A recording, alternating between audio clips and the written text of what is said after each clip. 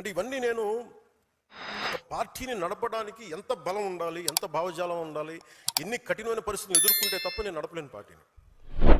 ఈ రోజున అందరూ నన్ను వదిలేసిన నేను పార్టీని చాలా ధైర్యంగా ముందుకు తీసుకెళ్ళగలను. ఆ ధైర్యం నాకు ఈ సుదీర్ఘ పుష్కర కాలం నాకు ప్రయాణం నాకు ఇచ్చింది.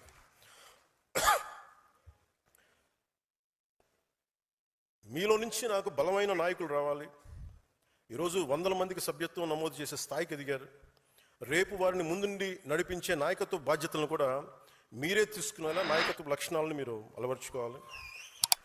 ట్రెడిషనల్ పాలిటిక్స్ వర్సెస్ జనసేన అనేది ఎలా ఉంటుంది? జనసేన పార్టీని మీరు దేశంలో ఏ ఇతర రాజకీయ పార్టీతో పోల్చలేరు. జనసేన ఒక లెఫ్ట్ వింగ్ కాదు, రైట్ వింగ్ కాదు, అది వామపక్ష భావజాలం కాదు, లేదంటే దాన్ని ఒక రైట్ వింగ్ ఐడియాలజీ కాదు. రెండింటిని ఉన్న మంచి ఆలోచనల్ని సమన్వయం చేస్తూ ఒక middle path committed ideology Janasena.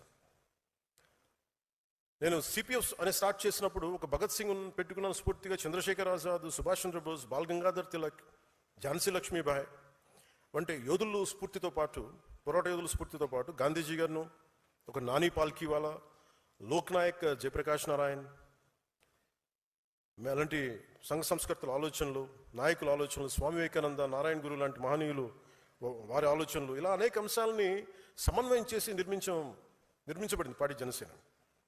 So జాతీయ పోరాట స్ఫూర్తి, రాజ్యాంగ నిర్మాతల ఆశయాలు నిజం చేయడంతో పాటు భవిష్యత్ తరాల కోసం ఆలోచించే ఒక బలమైన భారత్ని నిర్మించడంలో మనం ముందు కృషి చేయడం, అది జనసేన విషయం.